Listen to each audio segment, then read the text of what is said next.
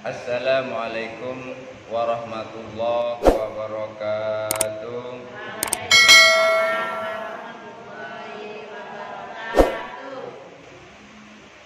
Alhamdulillah, alhamdulillahi nasta'inuhu wa nastaghfiruh wa na'udzu billahi min syururi anfusina wa min sayyiati a'malina. May yahdihillahu fala mudilla lahu wa may yudlilhu fala hadiya lahu. Asyhadu an la ilaha illallah wahdahu la syarika lahu wa asyhadu anna Muhammadan abduhu wa rasuluhu la nabiyya ba'dah. Allahumma salli ala sayyidina Muhammad wa ala ali sayyidina Muhammad.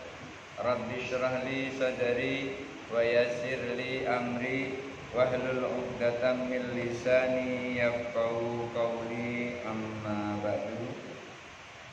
Ibu-ibu pengajian Masjid Syahadatul Najah yang dirahmati Allah, kemarin kita telah menyampaikan bahwa ketika seseorang sholat itu seyogyanya menghadirkan 4 di dalam sholat.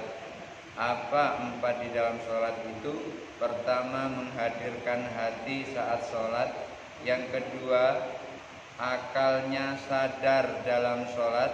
Yang ketiga, ngikut rukun-rukunnya sholat. Dan yang keempat, anggota tubuhnya harus khusyuk, tidak boleh tangannya nengok kanan nengok kiri. Tangan kok nengok kanan, tangannya tidak boleh gerak kanan gerak kiri, matanya nggak boleh nengok kanan nengok kiri. Ketika kita sholat, anggota tubuh kita anteng, anggota tubuh kita mapan sesuai dengan tempatnya. Jangan sampai ada yang pindah dari tempatnya. Maka pada saat itu disebut dengan khusyu'ul jawarih, anggota tubuhnya khusyuk. Maka ketika seseorang anggota tubuhnya khusyuk, maka bisa-bisa orang yang seperti itu disebut dengan orang yang jujur atau sholat dengan jujur. Apa ada orang sholat tidak jujur? Tentu ada. Lalu bagaimana kalau sholat tidak jujur itu? Sholat tidak jujur bisa juga diterima oleh Allah, tapi dengan syarat ikhlas. Maka di dalam sholat itu yang wajib ada adalah ikhlas. Ikhlas itu apa? Iradatullahi bita'atihi. Namanya ikhlas itu adalah menginginkan Allah dengan cara mentaatinya. Oleh karena itu pada saat kita sholat, kita niatnya usolli fardhol asri arba'a raka'atin mustaqbilal kiblati adaan lillahi ta'ala. Kata-kata lillahi ta'ala karena Allah ta'ala itulah yang disebut dengan ikhlas. Kenapa? Karena ia melakukan sholat semata-mata karena Allah. Kalau ada orang sholat bukan karena Allah, maka sholatnya tidak diterima oleh Allah. Oleh karena itu Imam As-Samarkandi menyampaikan ma'amila li ajlillahi kubila. Siapa orang yang beramal tujuannya adalah untuk Allah, maka amalnya diterima. Tetapi min ajlin nasi, kalau amalnya itu tujuannya adalah manusia, rudda, amalnya ditolak. Oleh karena itu pada saat kita sholat kita harus ikhlas. Ikhlas itu artinya semata-mata sholat kita ini kita lakukan hanya untuk Allah. Orang ikhlas itu perlu jujur. Kalau orang ikhlas gak jujur, itu nanti sholatnya tidak sempurna. Tetapi kalau orang yang jujur itu tidak perlu ikhlas lagi. Karena di dalam ikhlas tidak perlu, di dalam jujur tidak perlu apa-apa. Kenapa kok demikian? Karena jujur itu antara luar dan dalam sama. Orang jujur itu mulutnya ngomong satu, kenyataannya memang satu. Kamu punya duit berapa? Saya punya duit 100.000. Begitu dicek dompetnya memang ada 100.000. Ditengok selip-selipan yang lain memang nggak ada juga. Memang jujur dia, duitku cuma 100 ribu. Ya baiklah, nggak apa-apa. Karena duit ibu cuma 100 ribu, harga baju ini 200, ya sudah belilah 100 saja. Karena memang duit ibu cuma 100. Padahal ibu tuh pengen sekali dengan baju itu. Karena dia merasa pede kalau pakai baju itu. Duit cuma 100, harganya 200. Si penjualnya bilang, jujur ibu, iya bu, saya cuma punya duit 100.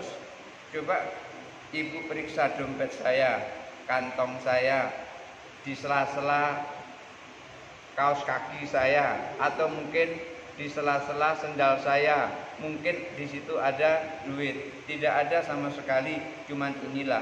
Maka ketika dia mengatakan saya punya 100 ribu, kenyataannya memang 100 ribu, itu namanya jujur.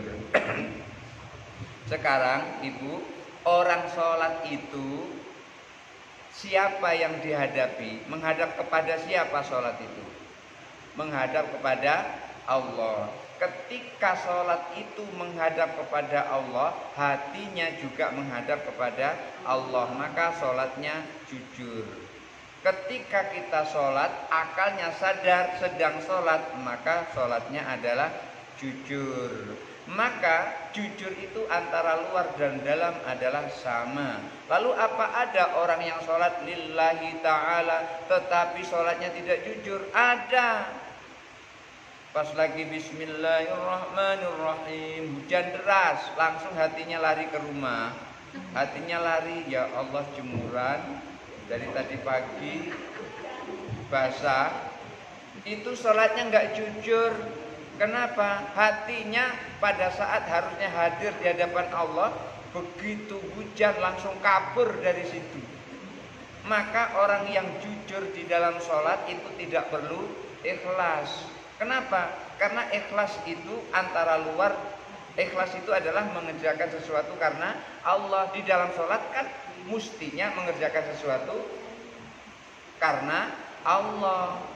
Lalu memang batinnya menghadap kepada Allah. Oleh karena itu, orang sholat yang paling tinggi di dalam sholatnya ada jujur. Jujur itulah rohnya sholat. Karena sholat kalau nggak ada roh itu seperti jasad nggak ada nyawa. Ibu, misalnya ada suami ganteng, pokoknya suami itu adalah the best of the best. Tetapi ketika nyawanya sudah tidak ada, apa ibu masih akan gandeng terus ke mall? Kalau ibu gandeng ke mall, nanti orang pada nengokin ibu itu. Kenapa demikian? Sudah tidak ada nyawanya. Artinya ketika orang sholat, di dalam sholat ada ruhnya, maka sempurnalah sholat itu. Ruh sholat itu apa? Ikhlas. Sementara jujur lebih tinggi daripada ikhlas. Inilah yang disebut di dalam sholat itu makna ittisal wal infisal. Orang sholat itu bisa nyambung kepada Allah. Orang sholat itu juga ada yang terputus dari Allah.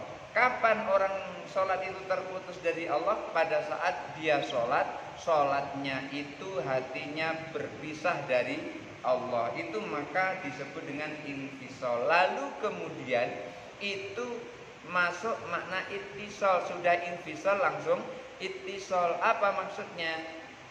Sholat pada saat dia ittisal, maka saat itu hatinya hadir. Ketika infisal, hatinya pisah.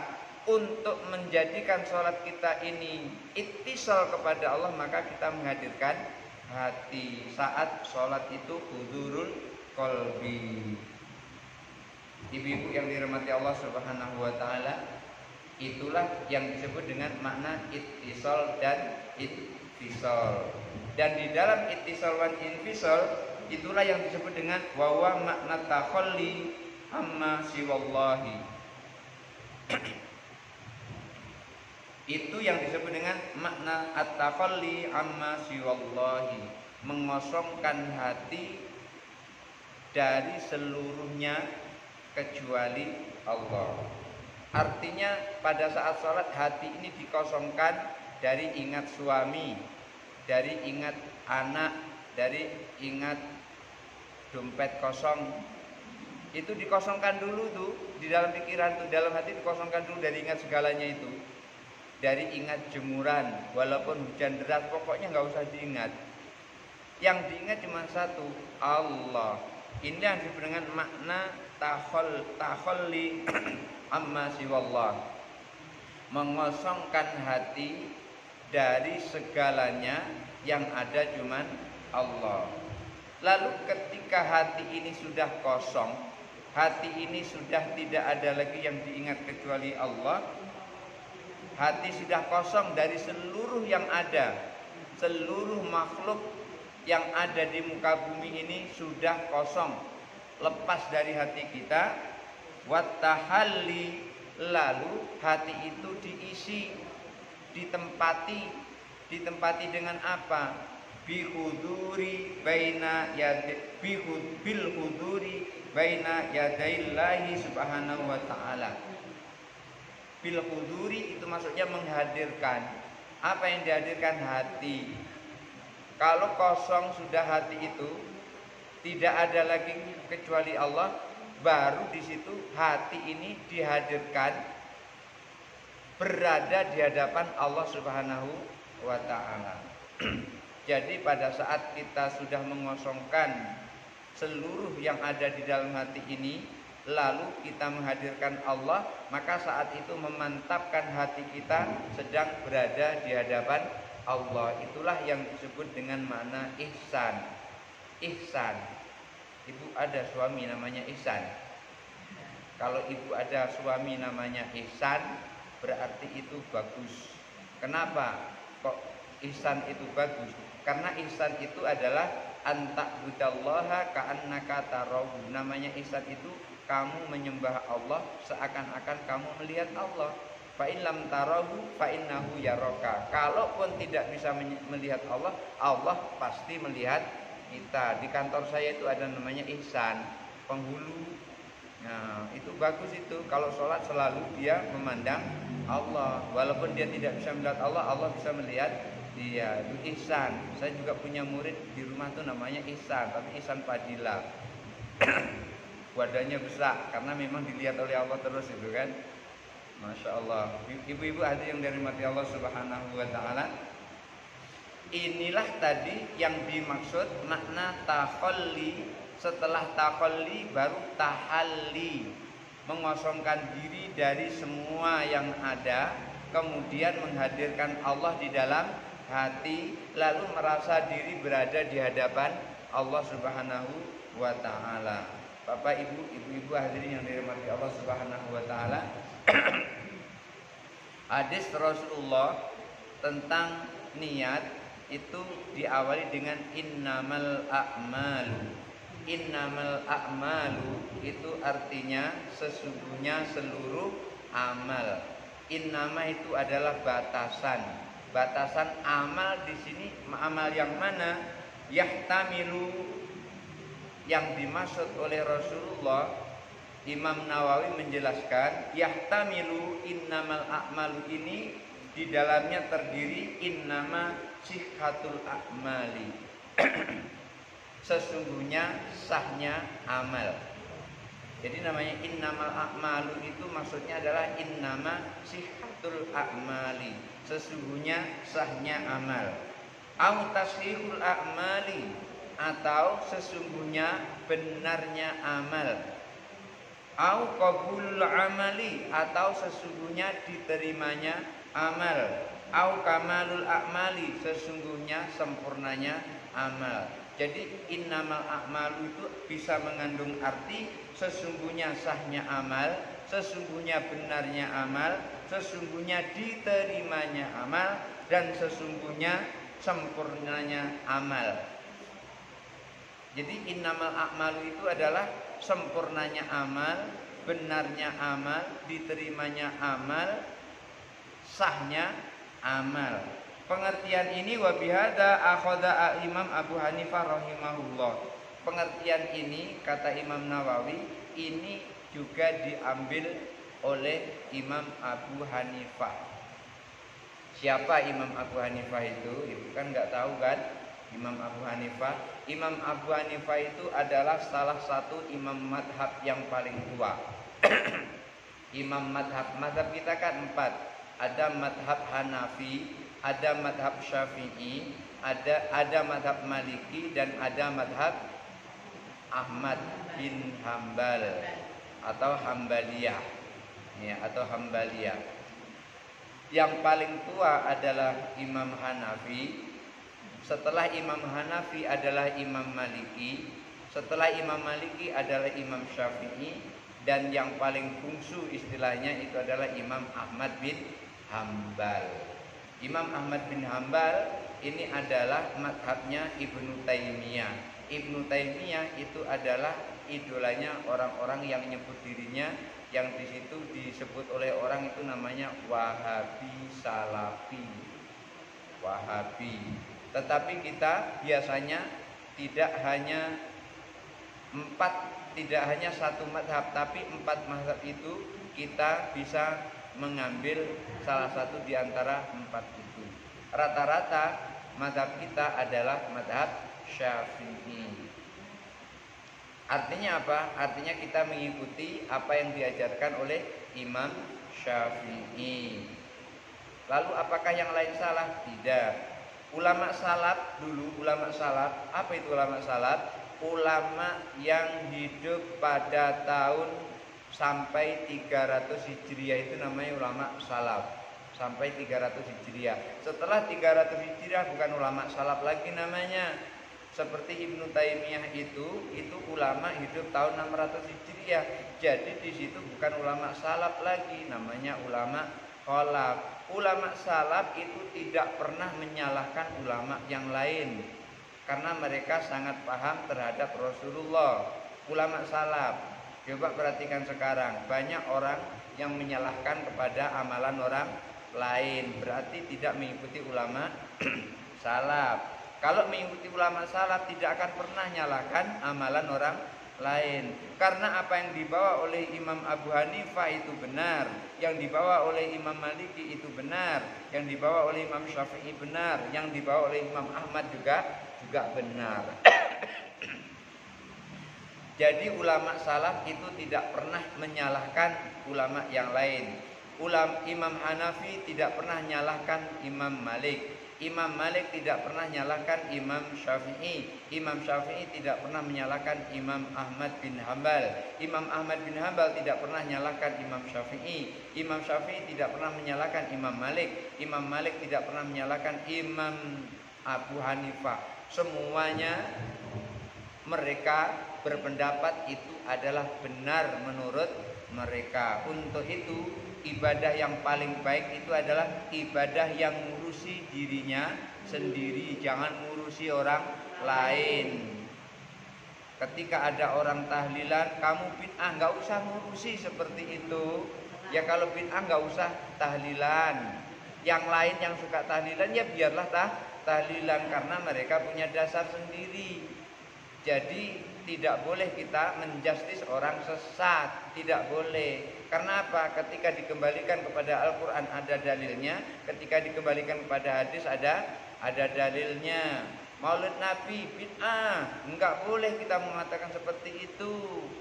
Kenapa? Karena kita ini cinta kepada Nabi. Orang mengungkapkan rasa cinta kan berbeda-beda. Ada orang mengungkapkan rasa cinta itu dengan kembang mawar warna merah. Ada kan seperti itu?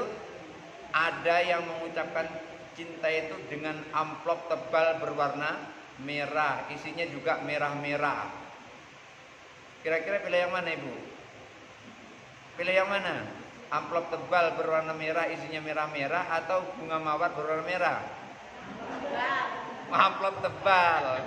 Jadi amplop tebal berwarna merah lebih menyenangkan daripada kembang mawar berwarna merah.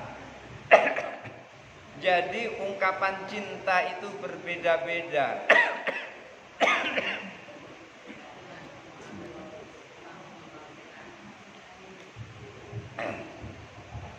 Ungkapan cinta antara satu orang dengan orang lain itu berbeda-beda.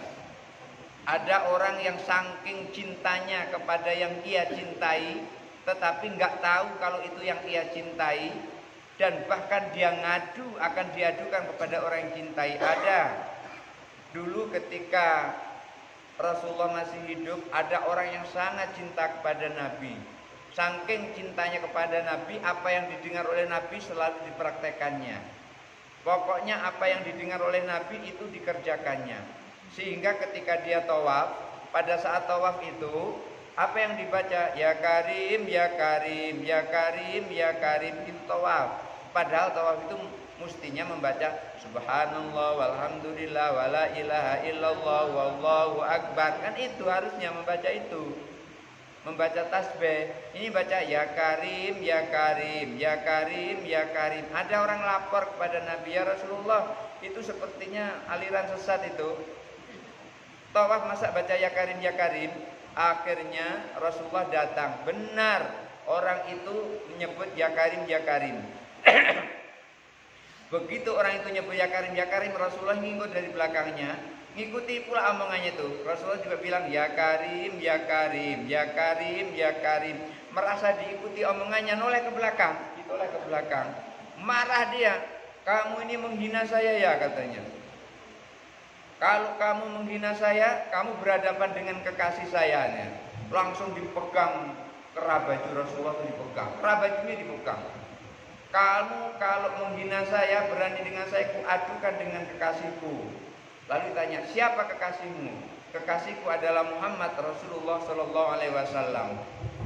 Begitu disebut Muhammad Rasulullah Sallallahu Alaihi Wasallam, Rasulullah langsung meneteskan air mata. Orang itu tambah kenceng, dia cemen gitu aja, nangis katanya. Padahal nangisnya itu terharu, mencintai orang yang tidak pernah ia kenal sampai sedalam-dalamnya, sehingga ia ingin mengadukan ketika orang mengganggunya kepada orang yang dicintainya. Akhirnya Allah turunkan malaikat karena ars bergetar. Allah turunkan malaikat untuk menyelesaikan itu. Lalu Rasulullah sampaikan, tidak usah wahai malaikat Jibril, dia ini adalah orang yang sangat cinta kepadaku, cuman dia belum kenal aku. Lalu Rasulullah tanya kepada orang itu, kamu pernah ketemu dengan Muhammad? Belum pernah. Akulah Muhammad yang kau maksud itu. Lalu dia langsung terebah di situ. Dia langsung memeluk Rasulullah Shallallahu Alaihi Wasallam, saking cintanya kepada Nabi, walaupun dia tidak pernah ketemu Nabi sebelumnya. Itulah kemudian Rasulullah sampaikan, tuba liman yu'minuni wa yarani, beruntunglah orang yang beriman kepadaku dan ia melihat aku. Lalu Rasulullah sampaikan, tuba 3 kali, liman yu'minuni walam yarani, bagi orang yang belum pernah melihat aku tetapi ia cinta, dia beriman kepadaku. Orang itu nggak pernah ketemu Rasulullah, sangat beriman kepada Rasulullah. Nah, di sini ibu-ibu yang dirahmati Allah Subhanahu wa taala, Imam Abu Hanifah itu adalah salah satu di antara imam madhab, di mana Imam Abu Hanifah ini dia pernah berguru dengan seorang guru namanya Imam Hammad. Suatu ketika Imam Hammad itu dikasih surat oleh khalifah. Apa surat yang diberikan oleh khalifah?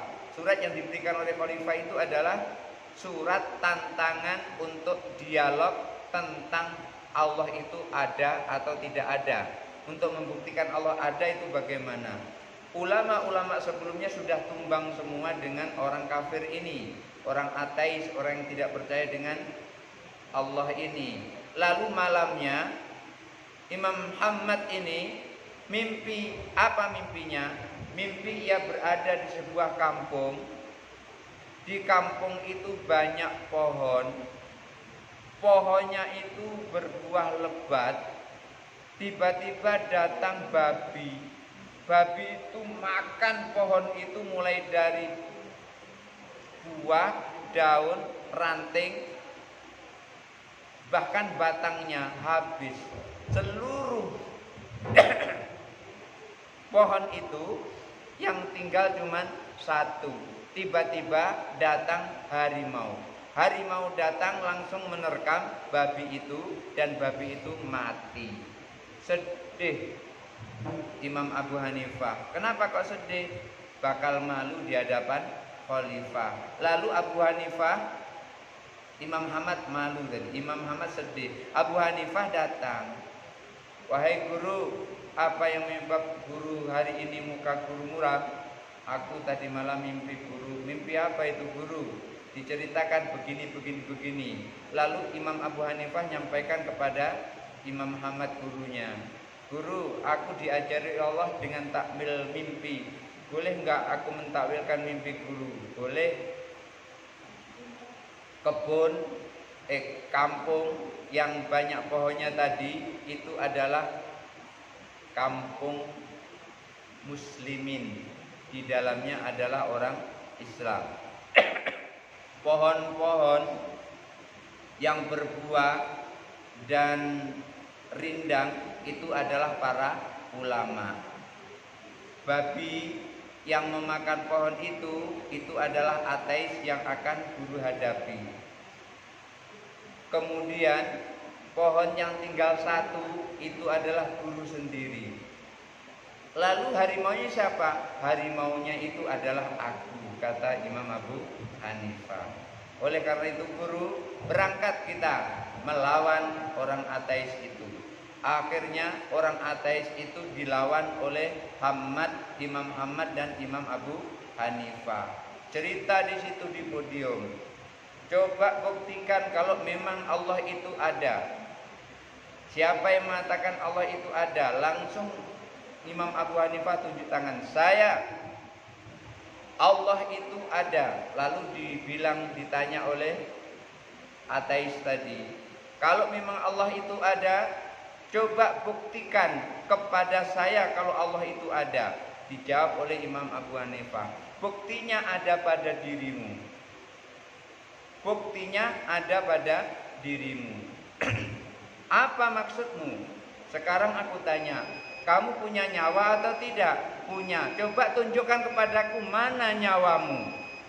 Tidak bisa menjawab ateis itu. Itulah Allah ada tapi tidak ada. Adanallahu wa iyyakum ajma'in. Wallahu muwaffiq ila aqwamit thoriq. Wassalamualaikum warahmatullahi wabarakatuh.